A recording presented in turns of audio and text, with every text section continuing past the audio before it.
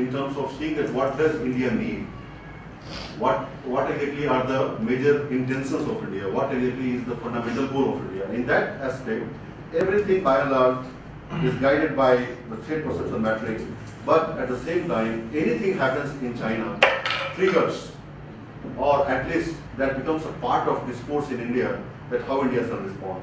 So even their anti-satellite test, conducted in 2007, there is a lot of debates in India that does India require to respond? Does India require to demonstrate its capability? The questions came, does India have the capability? So all these issues become very important as a scholar of geopolitics, that what India shall be doing. So it's very complex part in terms of responding. That, and at the same time, as you know, that China has emerged one of the largest trading partner of India, and in that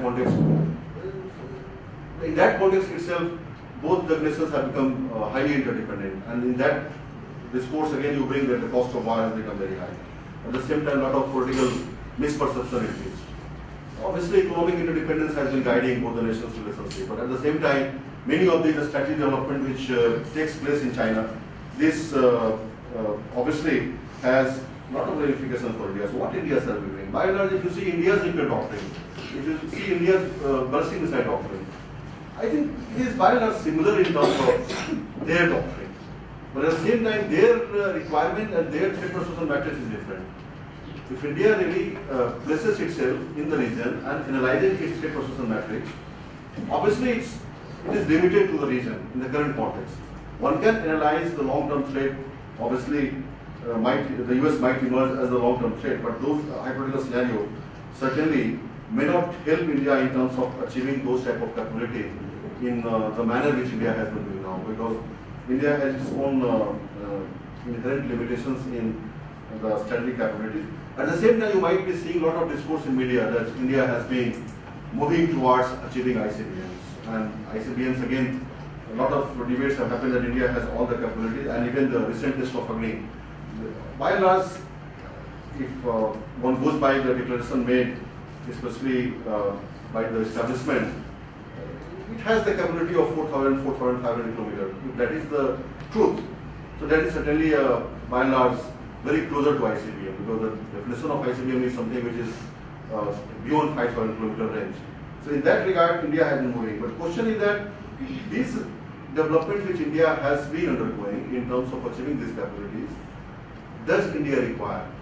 I think India requires a capability which can target the territories of China, any part of China. That may be one of the factors or the impetus behind India's strategic programs. And as far as the nuclear doctrine is concerned, it also talks about no first rule. It talks about minimum credible nuclear capability. It again talks about a robust command and control system. It talks about achieving the triad capability, where you have land-based assets, sea-based assets, and the air-based assets. And the triad capability again is one of the areas where India has been focusing.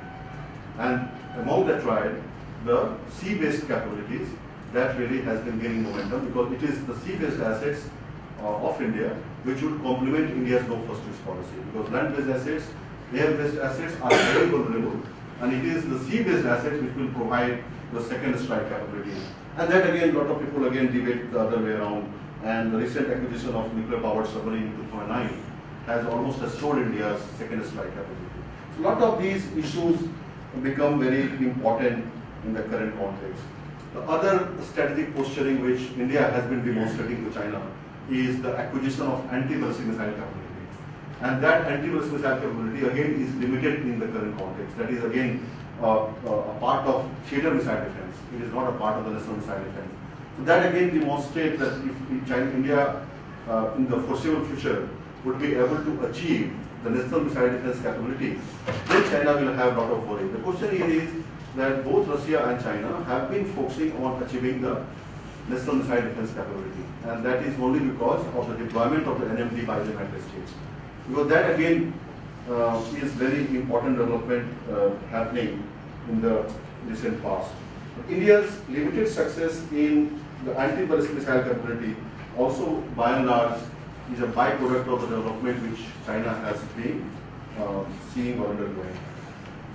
So let me say that China's rise as a major international actor and India's rise again, which is seen in terms of how it can match up with China's capability, how India and China together can assume certain responsibility of the international system. These are again part of the debate. Is it possible for both India and China to work together in this shift of the center of gravity? So a lot of these debates certainly are very important and relevant. And these are all linked with the sustained economic development, and this has raised and elevated both India's and China's international profile. So the elevation of the status, especially of China and India, has been seen mostly in the context of the development which is, which is very much visible in the field of economy. But as larger picture, if you see, and the per capita income, if you see, of both the countries, still is far below than the per capita income of Japan. A lot of these issues again are very important, and a lot of debates now have started raising the issue that whether that shift will take place in terms of the shift of the center of gravity from west to east. One of the important part which as a scholar of geopolitics all of us have to consider, and that is a very important part. Will a strong, prosperous, successful China be in India's interest? And that again would be very important to understand. Will a strong, prosperous and successful China be India's interest? So here the emphasis is that certainly a strong China militarily will not be in India's interest, but a strong China economically would be in India's interest. And will it be possible for both the countries in terms of cooperating on many other strategic areas? The question is, right now India is seen not as a strategic partner, but as a strategic competitor of China in the region. So the debate which has happened, that is centering mostly on a strategic competitor versus a strategic partner, India really figures in the debate as a competitor of China. So the question is that whether it would be possible for China to co-opt India in the region in terms of seeing that both the countries can work on the strategic sector together. And these are again larger political questions, which again emphasizes that despite the fact that both the countries have a lot of similarities in the current international system, in terms of seeing that both the countries can really take certain responsibility and lead the world affairs, these issues are on the one hand seen as the probability in the foreseeable future. But to work together in the strategic sector still remains a question of debate and discussion, because despite the fact that India has emerged as a strategic partner of the United States, but on many strategic technologies, especially on the technological know-how, still the US has not shown sufficient willingness to work together with India. So India still, unless and until the countries like US, India, China, they start working on fundamental research, and that will only help in terms of understanding each other better in the foreseeable future. Expanding science and technology base, expanding infrastructure, both the countries really have undergone, India and China, and US and China, US and India, a lot of things have happened.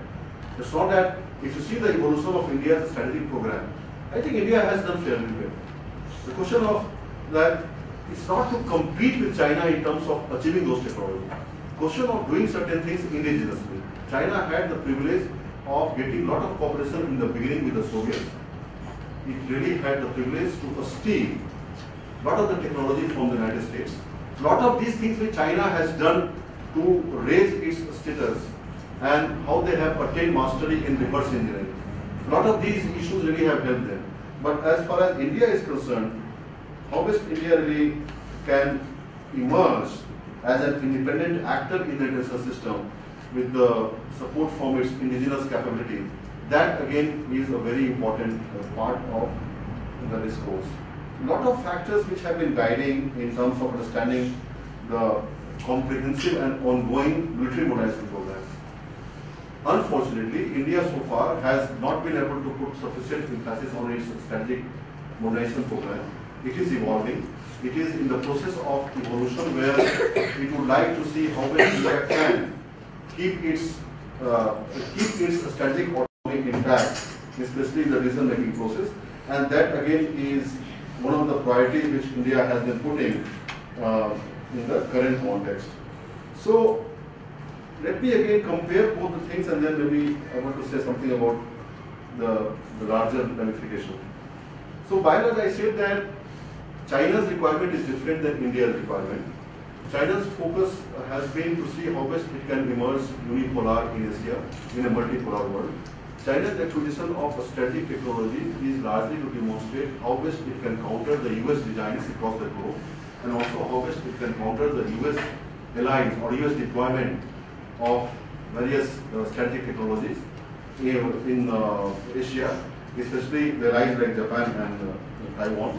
So ultimately, the larger picture which we have learned is that China's intention is to deter, delay or deny possible US support for its allies in the event of conflict. So again, that is one clear picture. As far as India is concerned, India is highly disturbed with the fact that horizontal proliferation has become a major part of China's strategy and policy. And that horizontal proliferation is seen in terms of Sino-Pakistan nexus. The Sino-Pakistan nexus again is an issue that is a factor. So as far as the common element in both the capabilities, in both the strategies are concerned, you will find in terms of doctrine of both the countries by and large to be similar. In terms of capabilities, it's a huge difference because of the threat perception analysis that is different. And how China's military over the years has benefited from robust investment in modern hardware and technology. India has not been able to invest even 1/4 of China's investment in modern hardware and technology. So that again is one of the feature because the requirement is different. It's not question of just highlighting the point that they have done this, because they have been focusing on this. The other part which again may become very critical in terms of understanding how they have achieved that, it is again seen, especially in the strategic sector, their consistency and the systematic planning, which really has been time-bound. And the time-bound delivery of their strategic capabilities has been reflected over the years since the inception of their strategic program in mid-50s. They had a timeline, they had a proper guideline that by this year they will have this capability. And Mao himself was steering all the strategic program, very, very particular about the timeline. And somehow the scientific community were told by Mao himself that nothing doing, the timeline has to be maintained. Where we have to learn a lot of this. India has no timeline, so it is like an open-ended exercise. So you have a program which might take 10 years. I think that also may be valid in terms of, because India has been doing a lot of these things indigenously. Because in a strategic sector, no cooperation is coming, whether it is ballistic missile or the delivery or the nuclear warhead. All the things which has happened over the years, it has happened because of India's own indigenous capability, and that may be one of the reason for the delay in the delivery of the strategic technologies. So I see that a lot of the challenges exist in India, still India exists, and a lot of the things which China has developed, especially in the last 5 years, that really has been very important for India in terms of understanding how they have developed. And can India really develop those technologies?